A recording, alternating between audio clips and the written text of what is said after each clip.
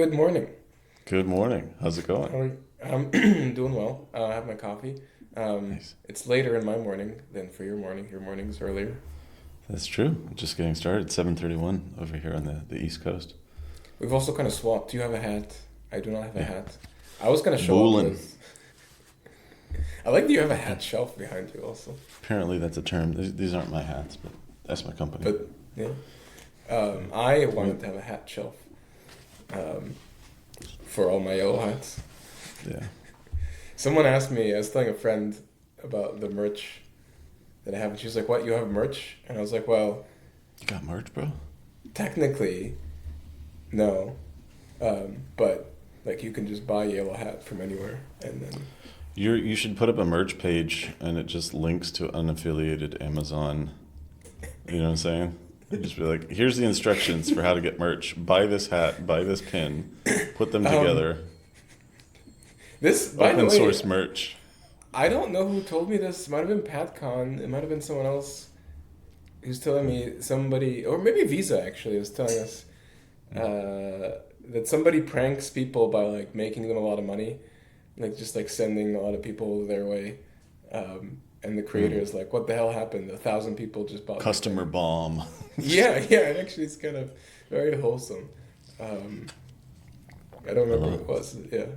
That'd be crazy if that happened to you. Oh my Yeah. God. No, I Wow. want that. I really want, Yeah. and then like people pay it forward. I don't know. There's something I want. I mean, that's also it. Kind of already happened to me, actually. Yeah. This is what like the people who showed up. Analog is one example. There are a grant who just emailed me and was like, "Hey, do you want free money? You've been doing good work. Here's Mm. money." Um, and I What want did it. I you want. say? No, I hate money. No, I was like, okay, sure. Um, Okay. but I wanted to do that for more people. Like, yeah, which is it's, I mean, it's kind of what I do, but I do it. I don't have a lot of money to give anymore, but I have Yeah. like attention Not to at the to give. moment. Yeah.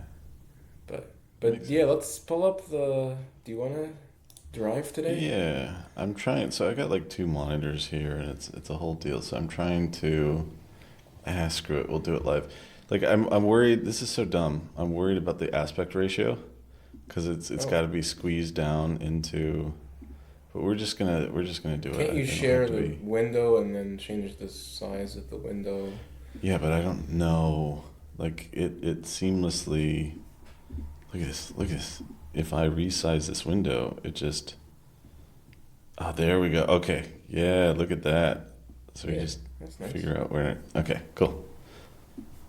We're doing it live, Beautiful. literally. Okay. Yeah. Okay, so we have So mine, and so we you have we had have yours. a lot of my tweets because you were asking like, hey, do you want to talk about your stuff? I was like, I've been going through it. Lots of stuff is going on here. Um, so that's there for us, but we can also just like start here and see if we make our way down. There's also like um, you talked about changing culture. I had this conversation like a couple weeks ago with Claude. That could be an interesting and dangerous topic to jump into. Culture of romantic No, in this case, it's relationships. specific culture. This one's about. Uh, I don't know. What do you read here? Counter narrative, philosophical, economic, and media machinery, radical individualism. That's the water everyone's swimming in. Cultures do shift, but it takes a crisis to severe enough force. The easiest levers to pull, policy, economics, criminal justice, are not necessarily sufficient. Necessary, but not sufficient. They create conditions where families can form. The thing that makes families actually form is shared belief that is worth the sacrifice. So, like, does it make sense what this is like talking about? Can you tell what the question was? Um, I'm pattern matching it into what I Yeah. want to talk about because I mean I would because I like that last line about like this being a spiritual battle. Because Mm. it sounds like you're talking about like the secret third option game B style kind of Yeah. build an adjacent system, Yeah. So the but I don't question know how here we is would get like, there. Yeah. how do we fix the broken culture around families and broken families? This one in particular is talking about, just going to say it, African American families and the breakdown of the black family in America, which, some people would say I'm not allowed to talk about. And I would say, you know what, come on the pod, you talk about it, I'll listen. But yeah, it sort of breaks my heart. Like I know people have been affected by this. And it's like, what is it going to take to kind of turn that around? You've got media, you've got just people being, brought up in this way, and it's all they're exposed to. So it's like entrenched. So that could be an interesting one, full of landmines that we could. Well, can I just connect it to a pointer for me? Because I think Speaker John Ash, who I know you've had a Twitter fight, not even a Twitter fight with, but we didn't get to fight. I would have fought him. Come on the pod, we'll fight properly. I do want to ask him to come sometime. His work. I'm working with him daily now. Right. But we can That's talk great. about that also.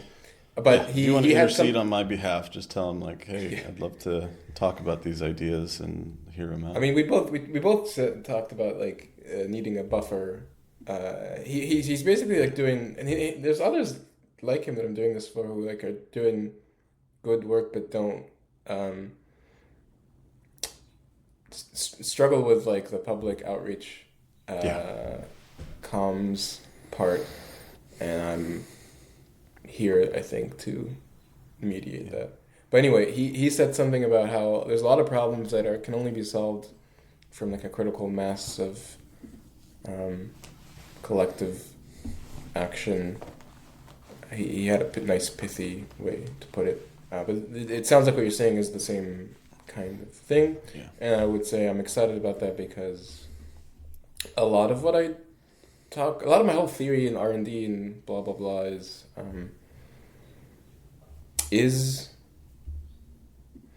about how to solve that. Like, how do you solve problems that require everyone to suddenly change their behavior in a certain way, and how do you get out of a bad attractor? But it's possible. We do it all the time, actually. It's the the meme where people are like, if everyone would just is a terrible solution. No time in history did everyone ever just, but it's false. We're always justing. Yeah, people have just changed overnight all the time. Often that's like what a new religion is, but also the internet. Like, imagine if you pitched me an idea that was like, what if we just connected every house physically to every other house in the goddamn world? I'd be like, it's fucking crazy. It's never gonna take off. But we did it. Yeah, this is immediately what came to mind. What is this? This is an April Fool's joke from like 15, 20 years ago. So this was before broadband was in every single house. So it goes through through the toilet because we already have the sewer. So we're just gonna. It's actually genius. You drop it in. You flush your toilet and it connects.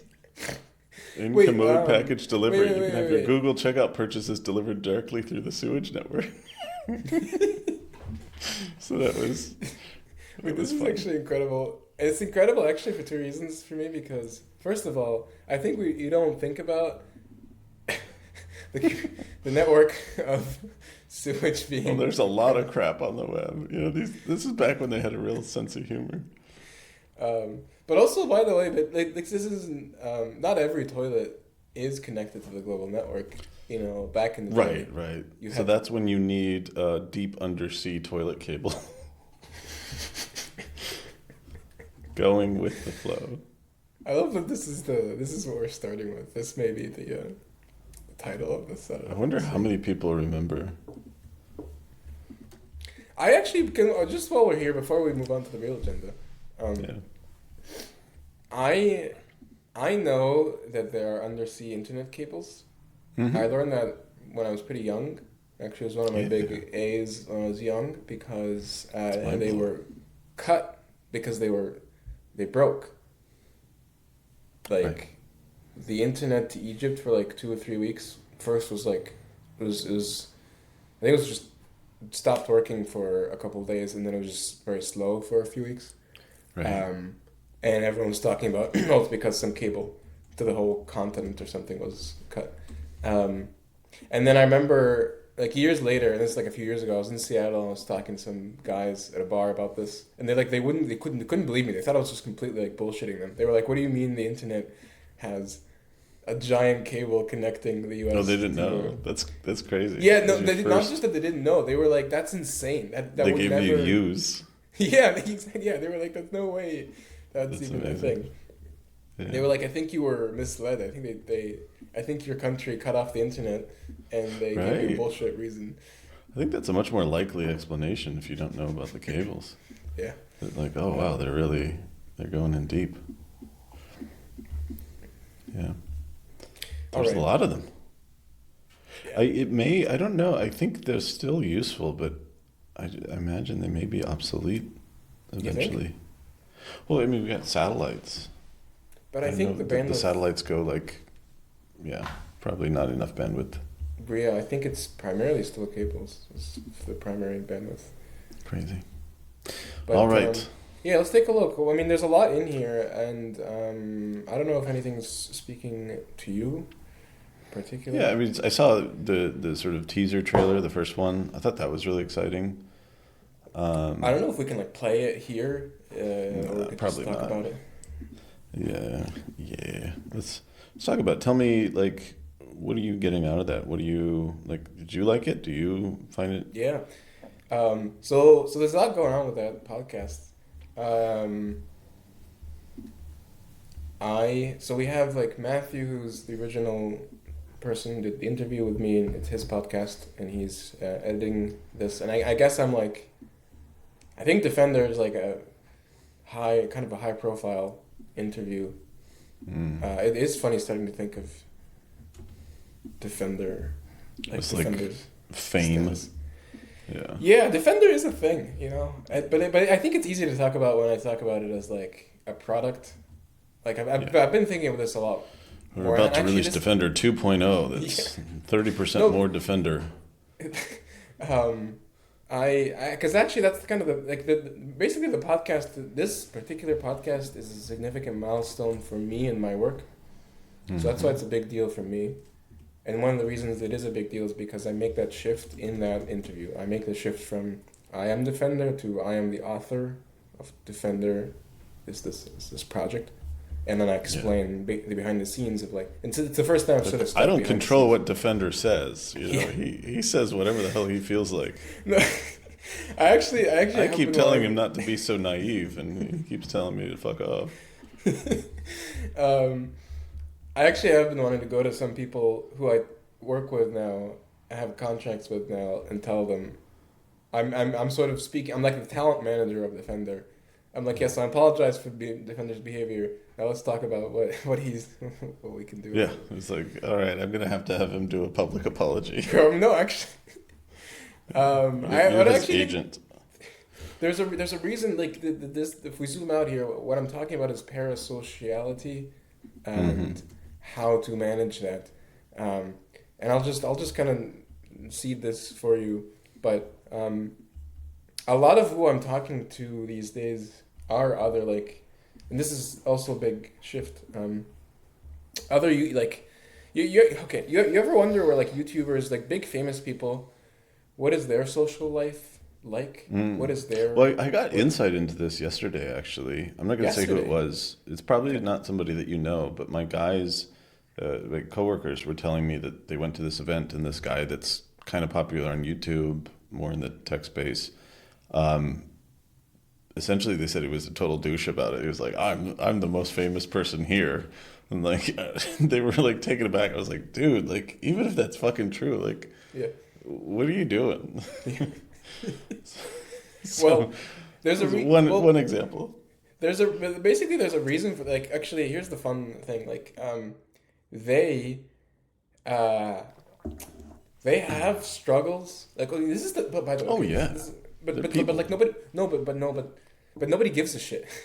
nobody cares about the struggles of people with any sort of power, generally speaking, because it's like you're wiping your tears with big dollar bills, and it's like, who gives a shit? There's bigger problems over there.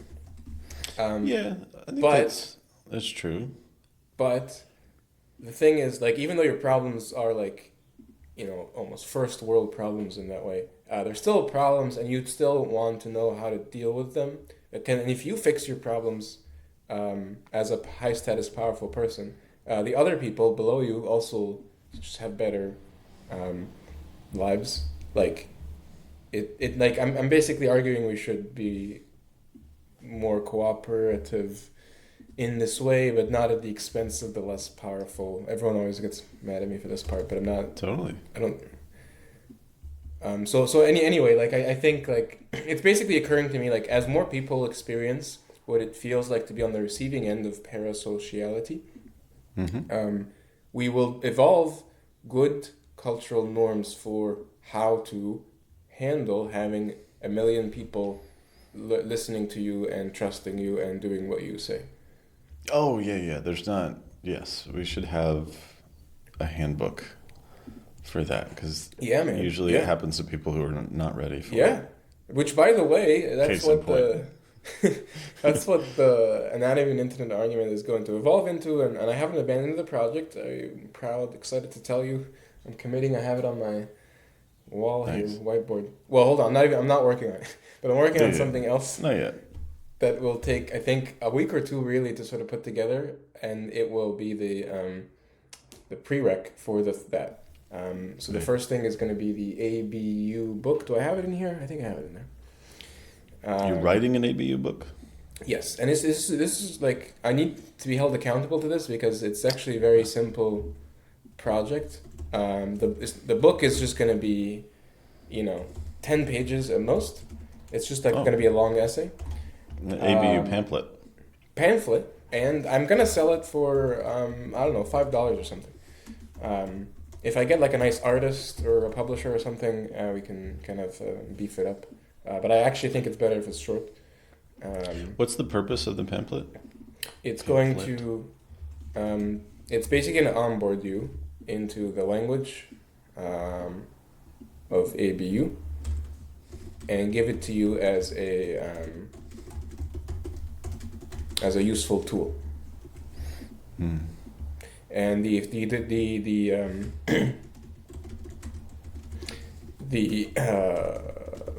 Okay. success criteria is, do you know Alex and Ori? The name doesn't jump out.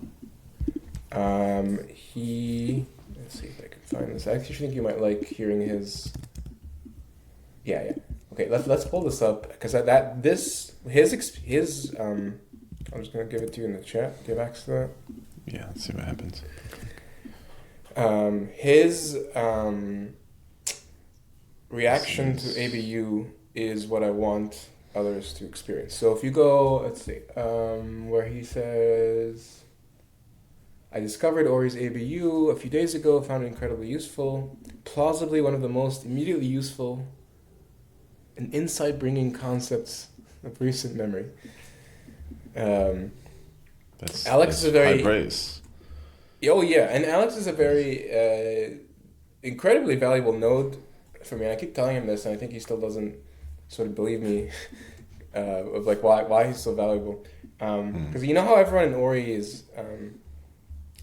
Wouldn't it be interesting to like normalize seeing that as value? Like I was talking to my friend yesterday, and I talk with him once a week, and we just kind of catch up and chat about our lives and experiences. It's like connected to a little plug for Joe Hudson over here, an Art of Accomplishment connection course. It's connected to his view framework. I'm going to go on a little tangent real quick. So, sure, yeah. View, EW, vulnerability, impartiality, empathy, and wonder. So it's kind of like a state. They call it like the view state. It's just a way of describing a certain mindset. But there's a whole thing around it. Connection course is kind of a cool thing. I recommend it. I did it. I like it. Probably rerun it at some point. But anyway, I was talking to my friend Adi yesterday, and he was like, I can't remember the exact context, but essentially like, why do you like talking to me? Or like, what are you getting out of this? And I was like, I like your perspective. There's parts of myself that I see in you, and I imagine there's parts of you that you see in me, and like seeing that manifested in a person and being able to like talk to you, and like I'll give you ideas, and seeing how you come up with something and ask me questions that I wouldn't expect, that kind of give me a little bit of surprise. Like that's incredibly valuable. So like I'm really valuing him for his perspective, right? I think this is a lot of what I keep talking about with like dumb and smart, because you can have like this, like, again, potentially famous, notable, high status person or whatever, like someone who's clearly creating value for people, but they need someone who people see like, wait, that's not valuable. Why are you listening to this guy? And the answer is they work really well together. Yeah. I'm thinking about how like take a brain and then look at individual neurons, and you're like, well, this neuron isn't doing much, and then you go over there. This and neuron sucks. It's a freeloader. You're like, it's holding all the other neurons together. It's a central node. Or something about there's like the delivery of the thing, the originator of the thing, and then like all the pieces in the middle. That. Actually, while we're here, I want to give you a formative piece of animation. I really want to make a folder for these. I know it's the easiest way to do it. Okay, this guy. It's an animation, so you're going to have to open it. But it's, you've probably seen this before. This is like the lightning being recorded. There's a version of this GIF that's like... Let's see. Because lightning does a weird thing where it goes forward and backwards. Well, this is the same as the... it's not the same, but it reminds me of the slime mold. Yeah. Well, and I mean, all of these things have this feature of exploring the full space, and then once you find the path, you retroactively sort of connect it. I wonder if the brightness of the tip is like, these are much less likely, or much less, is it distance from the exit? It must not be distance from the exit, but like divergence from, how many turns did it take or something? I don't know. My mind immediately loves to map geometry to concepts. I'm just a visualization machine. I'm a meat machine that turns information into visualization. This is what the ABU book is actually good, kind of segue back. The ABU book is supposed to describe the concept of ABU, and then it's supposed to give you some useful A's. Mm-hmm. And then at the end sort of ask you, like, what did you get? At the very least, you should have gotten one A from this thing. The others may be U's or maybe B's. And then it asks you, like, hey, this is an open source book. If you think these A's sucked, what's some good A's for you? And then kind of, I sort of want to play also the money part of it as like, I want you only to pay on receipt of A. So actually, there may be tiers to the book. POA. You may only pay $5 if you only got the base A.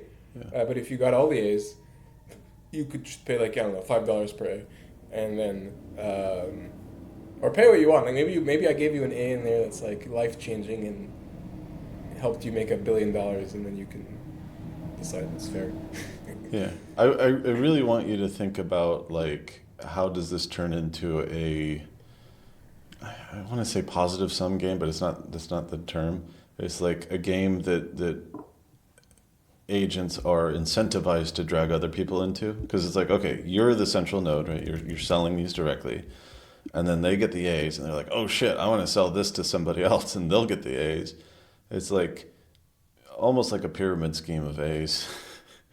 You know what I mean? It's like that's what I want. what That's form what I of the want. game is like pass this on, or Yeah. once you No, get the A's, well, then I, I'll give you pamphlets at 50 cents a pop, and you can sell them for. no, that's actually it. If you look, okay, this is what I told Alex, by the way. Okay, so I'm doing a weird thing with Alex here where I've asked him to write the book and then sell it, and then any money he makes from it, he gets to keep. Yeah. And I'm also, I think I told him this now, but I need to make it more explicit because I'm a little scared of, I don't know if you've noticed this, I'm scared of conflict. Write it down, please. I know. Fucking contracts, my friend. I don't believe in contracts. We can talk You're like, about it doesn't feel the same if there's a contract. that. Yeah. It's not natural. It's not natural. I'll tell you why. The lightning thing actually relates to the contract thing. But listen.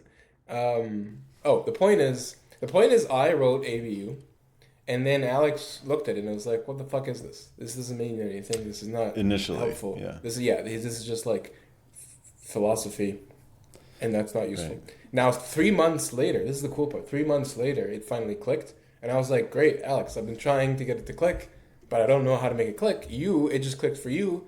You have a fresh A, and because you have it, you can give it to someone like you. Like I don't know how to compress it, but you know how to compress it.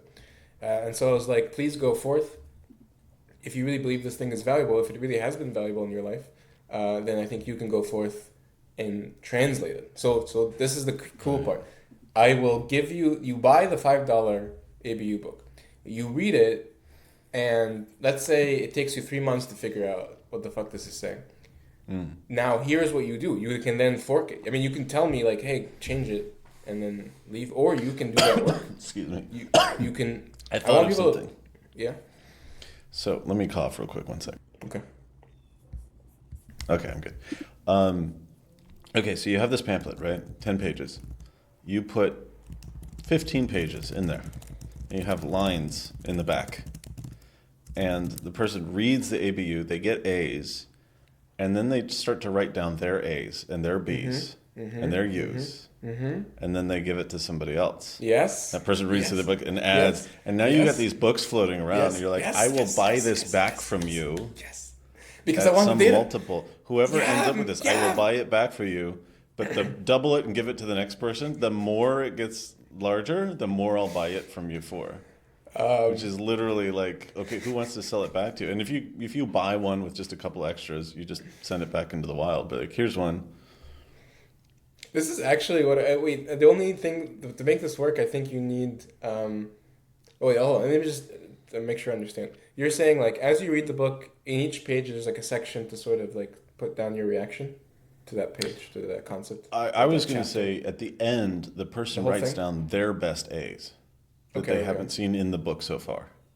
Okay. So they're literally like mapping out the network in the pages. So it's like they're not tweeting it so everybody can see it, or they're like assembling. This is like brainstorming. So hold on. So like in the book is, let's say seven concepts, and so at the end you say number 2 and number 7. These were. Sure. That can be part of it, and maybe you just have that for everybody. But what I really want is people to supply their own A's that they think are going to be A's for other people. Okay. No, I get it. Okay. So then actually, every subsequent person would rate those as well. Yeah. No, okay. I'm throwing so a little bit too much. But this is okay. Listen. I wanted to have the book have a bunch of empty pages at the end because it has a base of my pre-written concepts, and then you fill it out. In fact, I want to do a cute thing where like the last page is going to be printed to look like handwriting. Cute. So like you can actually easily tell like where the handwriting starts. Okay, and then I've been thinking about like my local library. Like I've been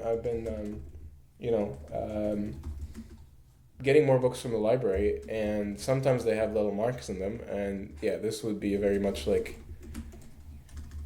Yeah, give me your best, top 3. So you see why like the purpose of the book is to explain to you ABU just sufficiently so that you can answer the prompt. Yeah. That's it. That's all it is. Yeah. So I think you get it. Yeah. Anything that gets somebody to like you want first of all, you want people trying it.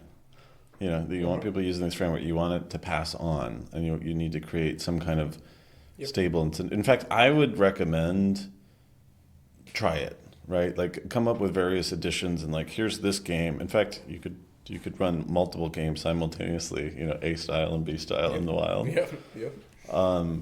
But at the end of the day, the two most important factors, you know, are two most important elements of the game.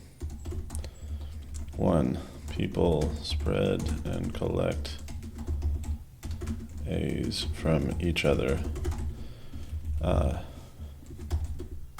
Naive A's, aka A's that they haven't validated, they haven't tried to see, like, does other people really know this or not? And then you get the data back. And you also, of course, see the what's the word? Transient nature. Like the best A in the world is the one that nobody knows, but as soon as they hear it, they're like, It's holy a top shit. shelf A. It's never been opened before. Yeah, I'm serious. And but it's then it's gone. Then it's not an A anymore. We're gonna do an A unboxing, everybody. You know, we're ripping the pack. You know, it's like Pokemon cards. Like, what did we pull? Yeah, once we got a few. Oh my God, we got a holographic. You know, like, I don't know, geometric representation of reality. You're joking here. I actually think, by the way, this is just to kind of spoil it here. This is how we are planning to launch the social media we're building. This is a new phrase for me to even admit that I am building a social media. Mostly because I didn't realize that I was.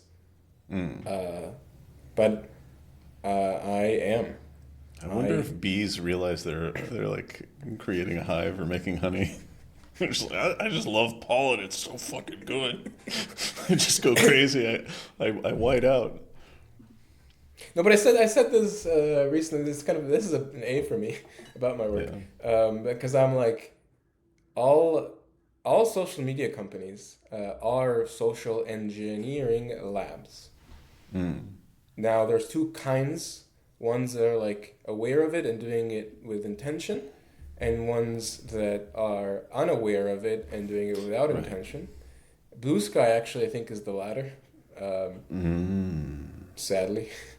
I think. I don't know. Maybe the last time I checked 6 months ago, that's what it appered to be. They're a little naive about it. It sounds like. Yeah, but they have good hearts, I think. And again, this is very like, I think people who know them, the team more closely, I think, have stronger opinions one way or the other. But the thing that's missing, my whole innovation here, and again, I love giving away the game here. But the innovation is doing it with full awareness of the participants. Yeah. And I think there's a reason why this has never been done, but like the reason I'm okay giving away the secrets is because I know now why it can't be stolen. It's basically because the bottleneck is the general populace, general users' awareness of social engineering. Okay. And that's a very hard, it's a very hard thing. It's a very hard thing to change, and that's primarily what I work on.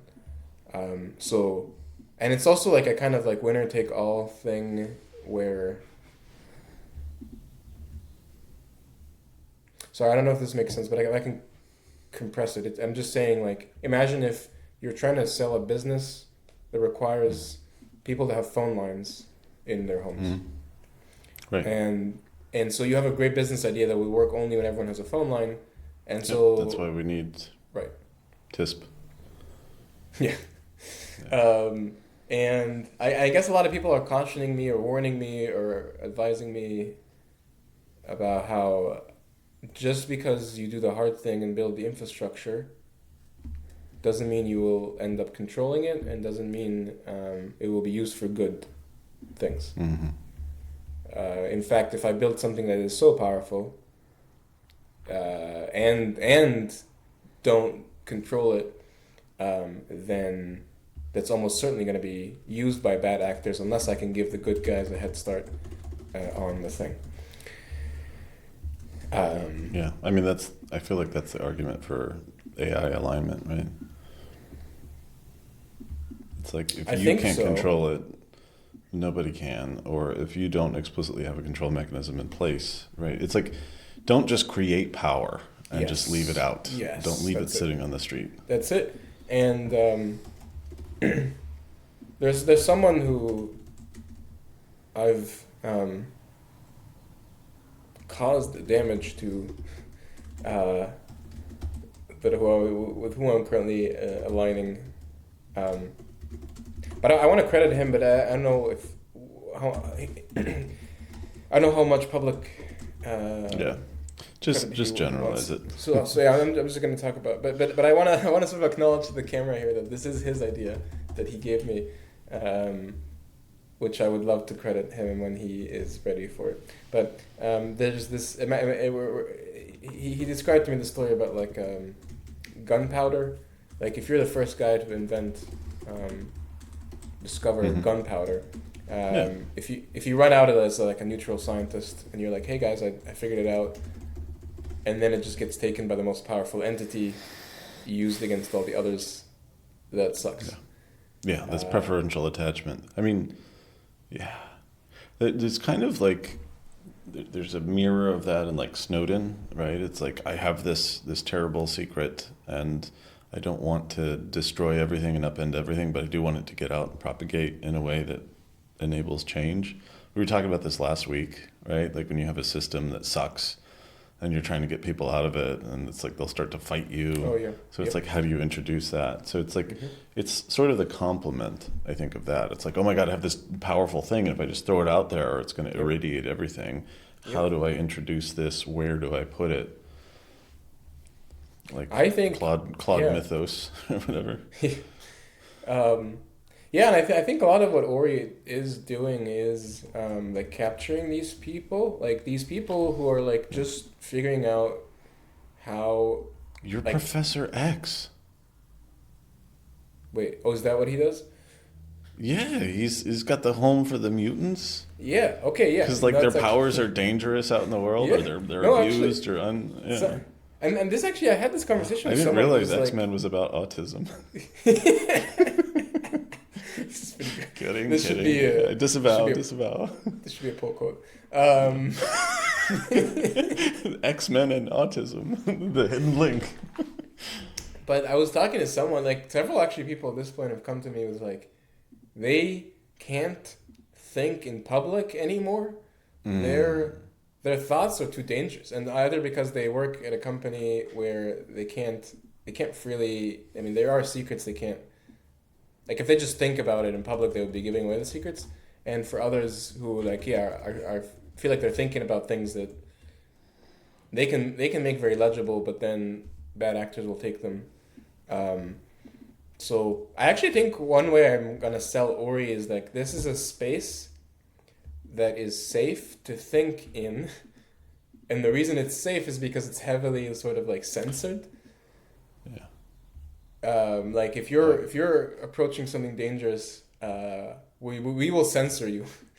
We will make it hard for people to understand you. Amazing.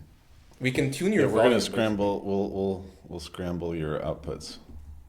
And I mean, the good news is like most people have this by default. Like it's hard to understand novel concepts just by default. So it's already like gravity's sort of working in our favor. Until Mythos comes out. Right.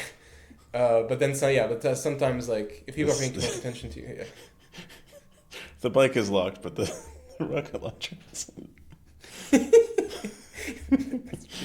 Wait, where did you just generate that? I just made it. Yeah. Okay, that's pretty good. That's actually a pretty good image. I like it. You just don't leave your rocket launchers just sitting in the street. Yeah, no, it's irresponsible. So this is actually a part of us growing up and maturing. Like, just because you're like... This is the least focused session we've ever had, by the way. But we... No, I I, agree. but we're making progress. I feel like we the ABU book thing. I feel like I pitched it, and I'm gonna be held I accountable. really want to see a draft. I want to test it out over here. I'll start handing I'll out give it to pamphlets. you. I'll get a microphone and like a loudspeaker. I'll go on the corner with a sign, be like, "You heathens, give me your A's, give me your A's, your B's, and your U's. I would like them now." Something like that. We'll get there. But we. So I wanted to share this. Oh, okay. I was asking. I can't even remember where this came from. I just had it up, but it's like, how do you coordinate? Wait, this was the How do you solution cooperate to in a prisoner's Yeah. dilemma without simultaneous play? So I was thinking about like, oh, if you're, it's my personal situation, but like, if you're in a situation where the person that you care about doesn't want to talk to you, and you're not sure, do they ever want to see me again or not? How do I live my life? And it's like, make your decision function transparent, right? Just play with your cards up, which is, I've been saying that for years now, is like the best way to cooperate with people is just play with your cards up. And people who are trying to outmaneuver and manipulate you, it's going to be a very boring game. And like they'll either not get it and just walk away, or they'll like try to manipulate you and it'll be very obvious. Yep. And those tactics don't really move. Can you because I basically have been trying to explain this, and maybe we should kind of co-write this, but I kind of want your affirmation here if this is what you Sure. think I'm saying here. Let me put it in the chat here. Because I was saying here, like, the purpose of Defender is to be this fully transparent mind. Yeah. And as Defender gains more power, it seems like that's bad because the leader then becomes easy to manipulate. Yeah, let's read this. Because I'm saying, like, if you whisper into the ear of the king, everyone else will know. Well, in general, everyone else will know eventually, even if the king is not transparent. Defender thinks in plain text. Yeah.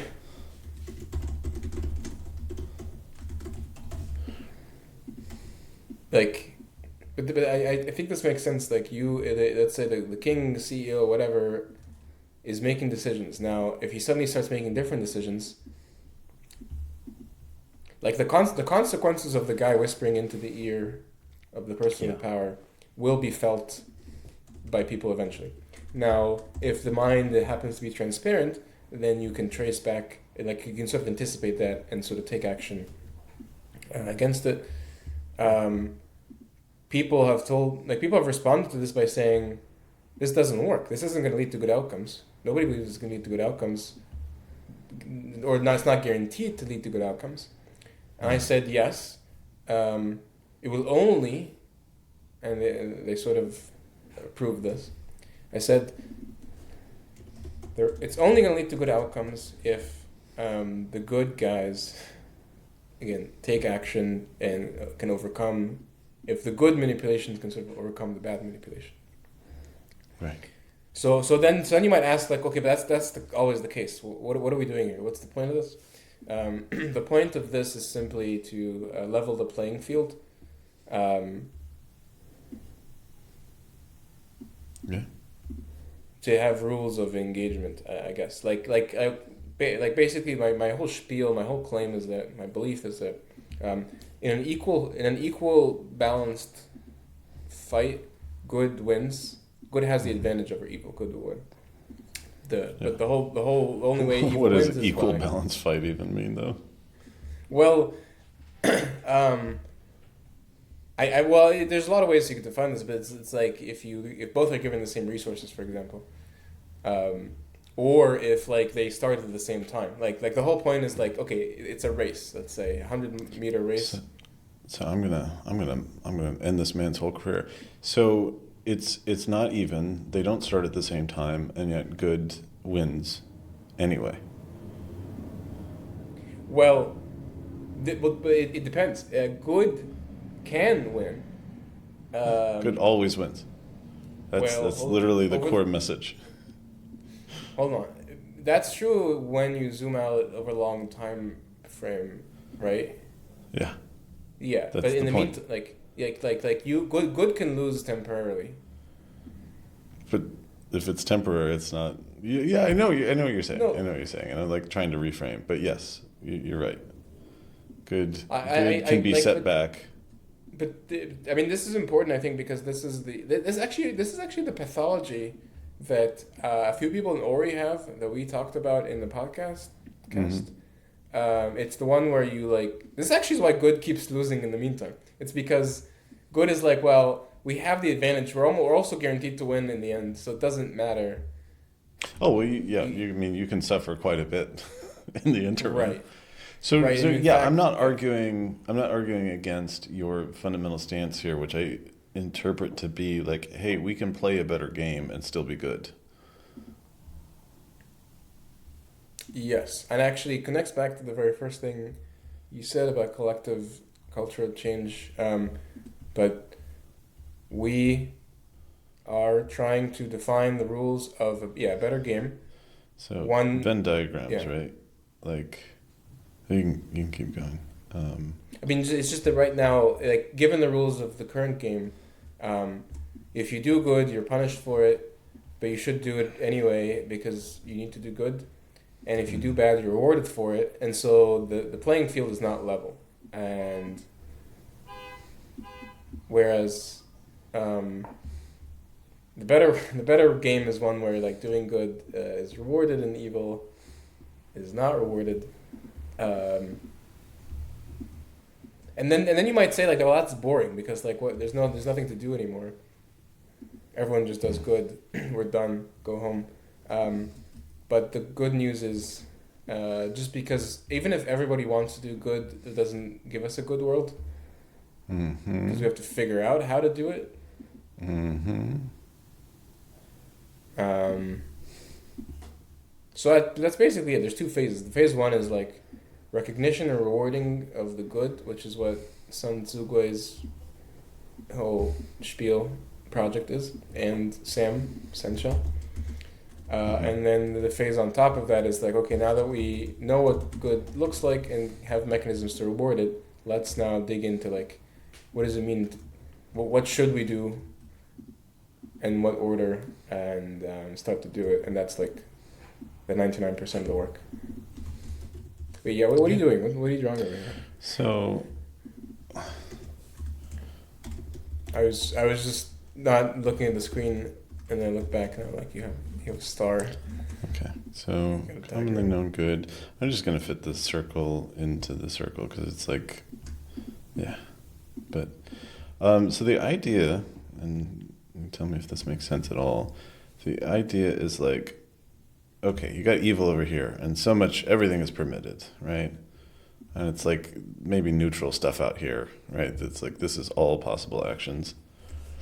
Um, and then you have this little tiny circle, which is like this is commonly known as good. Uh-huh. And it's like evil can do things that are good, you know, Oh, in okay. furtherance of evil. But then you have the star, which is like this is the actual like these are Mm. things that are not. This is like the frontier, right? It's Yeah. like Yeah. I like unexplored this. good strategies. Right. And so it's like there are some things that like there are some things that might look like evil to the No, traditionally good people. this is actually It's wait. This like is huge. This is because thank you. I talked to some Sugui about this about how I'm able to do things that are like very risky that in Yeah. fact most of the good people look at and say like this is terrible. You're a terrible person. Yeah. But I can take that risk because I can see that. Um, Yeah. Illegible yeah. options. It's like why are you even doing that? That doesn't even look like it's good or evil. Like why would you be this way? So yeah, I think there's unexplored good strategies, evil looking strategies, right? So there's all kinds of like Can you still hear territory me? in You've there. cut out. Yeah. Hello, hello. Oh, Oh, you're back. you're back. You disappeared for a sec. Um, yeah, so that's when you're talking about like what is good and what can we do, and it's like, hey, if we could cover more ground in here. The one Yep. thing that this doesn't show is like maybe the star is actually larger than the circle, right? Than the evil circle, right? Or like maybe they're comparable, right? We have no way of knowing. It's like, oh, good is smaller naturally, but this unexplored territory is actually way larger. Carries more area, potentially. This is total speculation. I lost another segment. If it happens again, I'm going to switch to my hotspot. But yeah, it seems to be stable now. 49 minutes. Yeah. So, let's see. What else? I mean, this may be where we're wrapping up, I guess. Yeah, it could be a little short and sweet. I mean, I think the big things for me were the ABU book. Yes. Which is like the I'm next excited. step. I want to... this is what I want. And of course, we always think differently about how to approach these things. Joshua wants to beta test a bunch of different versions with different groups. And I'll volunteer as tribute. And I love that, like, I feel like I have all, like, the, pieces that I need to make this a success. Including various, like, power user beta testers, like Pat Kahn, who couldn't make it today but might join us next time. Because he's kind of been testing this in Toronto in his circles. He just doesn't have the source material, the pamphlet, yet. But me making that sort of will. Oh, and we'll also test if if it feels cringy to. Yeah, of course. To give someone a pamphlet. But you can imagine a different version for different peeps. Yeah. I actually think, like, imagine, I don't know how easy that is to produce. See, I need a producer. I mean, we'll get there, but like, imagine a little book. Because I know how to do that, self-publish on Amazon or whatever. Imagine a version with the red-blue glasses. You close one eye and you can type version A. You close the other eye, you can read version B. It's a little... No, and I have a little art. There's so many cool fucking things we could do. It comes with, like, there's a word for this, I forgot, but it... Yeah. Actually, do I have it? Well, I got one of those in a box of cereal one time. It's like a checkered thing, and so... It looks like a mess on the printed paper, but then when you run over this paper on it, it basically is like an animation.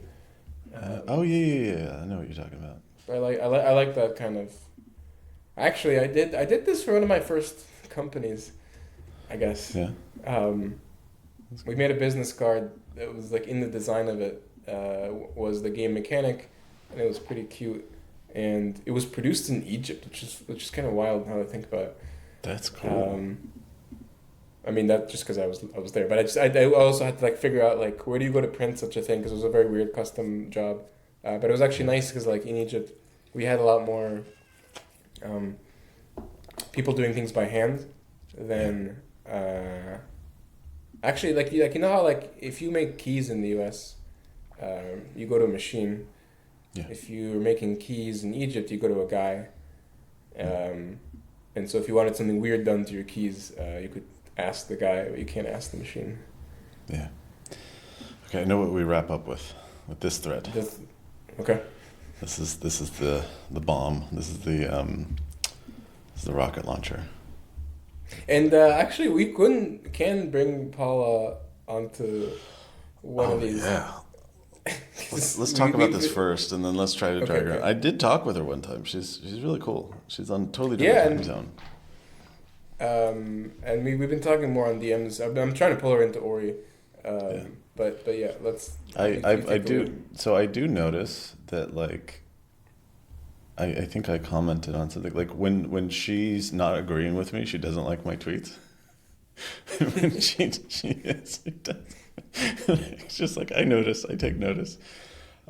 So for introduction, the argument was that, we've evolved a culture of, like, anti-masculinity, and this guy's thesis is, like, male libido has been punished, the masculine role, like Andrew Tate's the only thing we have left. And Paul says it's not the male libido. It's men trying to satisfy it in ways that harm women. Right. That's all. Right? It's like men are abusive, and that's the problem. And that's what we're focused on.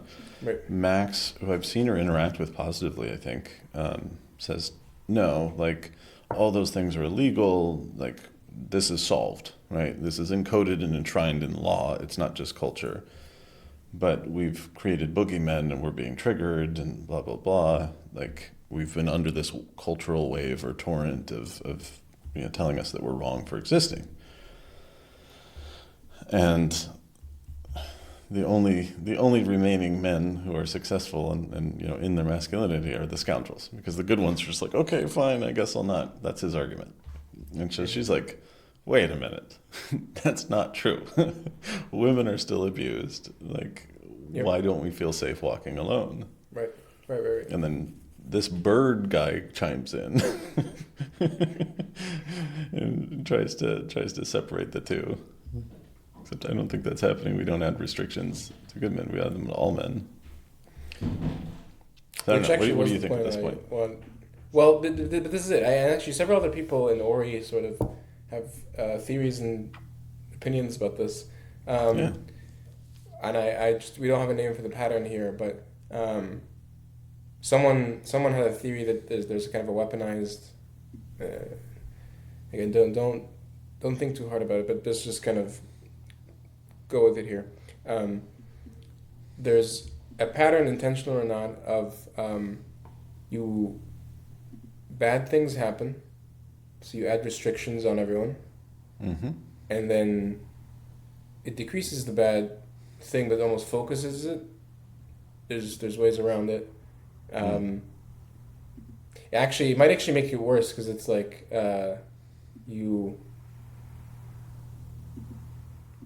Like basically what I think is happening here is, like, every time Paula notices correctly, hey, there's still bad men doing bad things, we should have more restrictions, and then you do that, and then it makes society potentially worse if you're also decreasing the agency of the good actors, Right. without doing, like, decrease the agency of the good actors by 50% and decrease the agency of the bad actors by like 1%.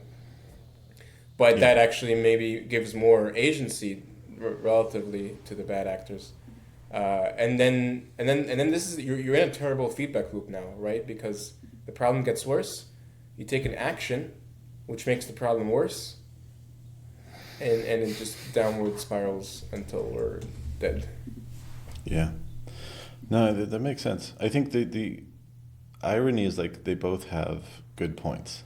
Right? I don't think Paula is necessarily acknowledging the point that he's making. I think she's arguing for the valid point that she has, which is like, hey, there's still a problem here, which I think is great evidence to say that, like, our cultural interventions have not solved that problem, right? It's like, if we've done all this and it's still happening, clearly this isn't the right approach. Right. But also, like, just relying on the law, like she's saying, like, that's not solving the problem either, right? Like, that's not far enough. And so I think, like, if they can sort of agree and see that, this particular intervention is not doing the trick, and it's having other, outsized problems, but we do need to shift the underlying baseline issue. How do we do that? Where does that feeling come from? When she's saying, we don't feel safe walking alone, we're still abused. Like, what is causing that? Can we root that out? Without,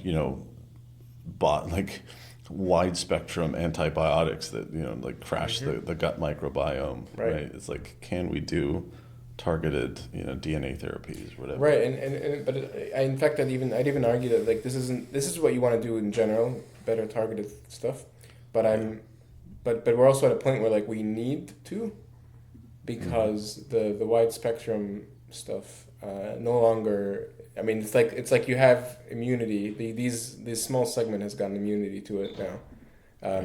So yeah, it's actually not. So the broad spectrum stuff isn't gonna help. This is we sort of talked about this in. This is a very different object level thing, but the Delve scandal.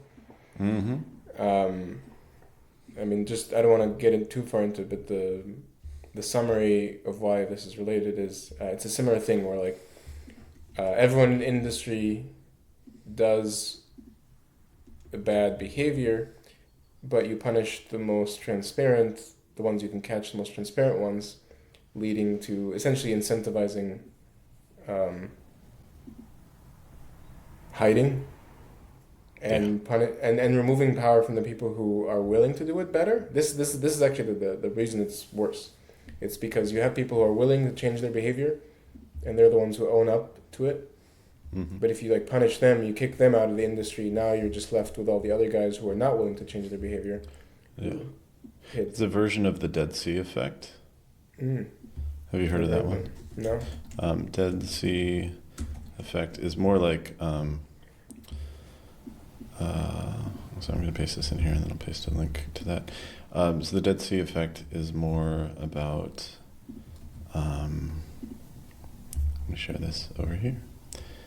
It's more about losing good workers. So bad processes push out good employees, and the only ones left are the bad ones who are okay with it. So it's very similar. Yeah, and I had a tweet that also a lot of people got upset about. I mean, I would rephrase it now, but we're learning. The one where I was like imagining a world where the exes of all the shitty men in the world kind of come together and fix the men. Oh yeah. I think Blair. I mean, several people also like Blair said like, well, that's just that's bad for several reasons, and they're like, it's only people who've had bad exes that care. Well, and also like like you put the burden on the wrong person, and also you actually don't help because it's like you're the other person. I think you had the right answer to that one back in the day, which is each tribe needs to police their own, right? It's like the solution to bad men is good men. Right, and bad men succeed when good men do nothing, right? Which is it's this. This is Tate, right? This is Defender. This is the youth defending the basic. It's actually a nice what's the word, like cover image kind of. But that, I mean, that's the Taijitu came in and kind of replied this and several others about like I think each side, and here we're talking about like the gender war, taking sort of like figuring out like what does it mean to be good to the other side here, without burning out, without sacrificing yourself. Right.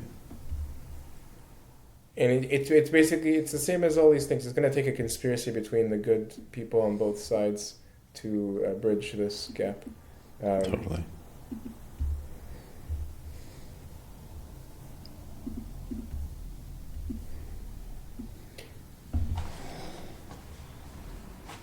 Yeah, I don't know. Maybe I'll end with this, but it's just wild how common this pattern is, and a bunch more people have been kind of One thing I don't like is that the more I write things that resonate and the bigger my platform gets, the more people come to me with secrets. Because my whole thing is like, I can't keep a secret, guys. Stop. He keeps trying. He keeps failing. Stop giving me secrets. My brain is so leaky. Maybe that's why they're doing it. I think, subconsciously. But it's like I need this out there, and I don't want to be the one to do it. But this is how launderer. This is the role I play in Blood on the Clock Tower. Also, where I'm like, the whole game is supposed to be about like social deception, secrets, but I don't deceive. I just kind of tell everyone everything, and so people trust me because of that. But it kind of breaks the game. And puts me at risk, if there were... Isn't that what you're trying to do here? Yeah, no, exactly. It's just that, like, the risk extends to the other guy too, but my protocol now is this like you come to me with secrets, and I'm gonna leak your secrets, but I won't necessarily like I'll take the hit. Like the Glenn Greenwald of culture. Who's that? Wasn't he the guy that handled Snowden's? Oh, okay. I'm not like educated. Oh, good. Don't. Not even once. Don't start now. But yeah, we can talk about this more next time because we didn't get to that point. But about me screenshotting texts and sending them to other friends. But I'm begging the defenders of the world to just be normal. I like that. By the way, I sent that to a friend just this morning. But it's fine because that was a public comment you made. Yeah, that one was public. You're okay. You're in the clear. But she was having this kind of problem, and she's like a local Ithaca friend who's also a YouTuber. And she has these problems where like she talks to a person, she learns something, she talks about it on YouTube, and now there's some tension there. And is she a bird avatar as well? No, but I think we're good influences on each other. But anyway, what was the point? How do we wrap this up? I don't know. What do you doing the rest of the day? Like what's on your mind moving forward? That's a good way to wrap up. I still have a couple more personal things to do. Honestly, but this is the thing. I think it doesn't feel good, but most of my work has been emailing people and having meetings, and it feels like I'm not doing anything. You're a connector. But I think that's what managers also do, by the way. Mm-hmm. Including like making little spreadsheets and filling out like, yeah, that's what the work actually is. I refer you back to that little weird node diagram I drew. I won't reshare it, but I'll put it up in the thing. Also, I'm a little bit worried because it says 17 minutes recording. So I hope whatever we did before got saved and like maybe it was interrupted or something. So fingers crossed. It still says 1 hour. For me. Oh, okay. So it's glitching out on my side. We'll see. Maybe it'll just be like an hour of you talking to yourself. That'd be funny. We'll release 2 versions. The A version, which is just my text. Maybe that's it. But yeah, I think that's. I mean, the big upcoming things are the Ori onboarding, the ABU book, my talk. That's coming up in Ithaca, New York. It's in the podcast. Like the talk in the podcast, it's like, it's me coming out as the person behind Defender and like what is the project and making it legible. Because it has been hidden so far. It's been in stealth. I just thought it was funny. I joked. I was like, "Oh, my company's coming out of stealth." Mm-hmm. Literally everything I've ever done has been public. Yeah, it's hilarious. But people don't know which one of it, like which 20% of all the public information is the real information. That's how it's hidden, and that's I don't know. It just seems like a pretty cool like unveiling. I'm doing good. I actually think I need to take it more seriously myself. People are trying to take it seriously. And I'm doing the next phase here. So cool. Yeah, good stuff. I'm just gonna go downstairs and start up a Cloud Code session. All right.